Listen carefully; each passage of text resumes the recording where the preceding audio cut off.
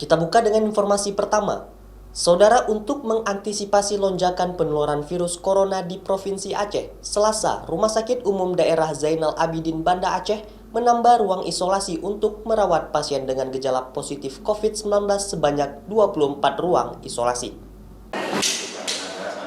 Dengan diresmikannya ruang isolasi tambahan tersebut, kini RSUZA telah memiliki 42 ruang isolasi untuk pelayanan pasien COVID-19. Dengan rincian 6 ruang isolasi RICU, 12 ruang isolasi Pinere 1, dan 24 ruang isolasi Pinere 2.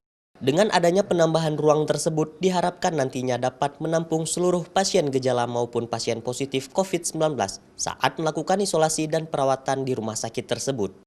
Para tenaga medis juga diharapkan lebih teliti saat menggunakan alat pelindung diri. Penggunaan APD yang kurang tepat dan tidak memenuhi standar dianggap dapat menjadi salah satu sebab tenaga medis terpapar virus COVID-19.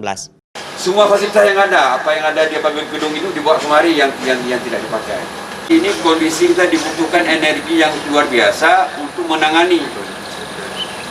Dan tidak boleh lengah sedikit pun.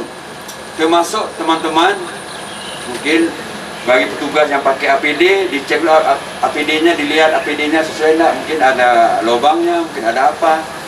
Dengan bertambahnya 1 orang pasien positif kemarin, maka total orang yang terinfeksi COVID-19 di Aceh genap 80 orang.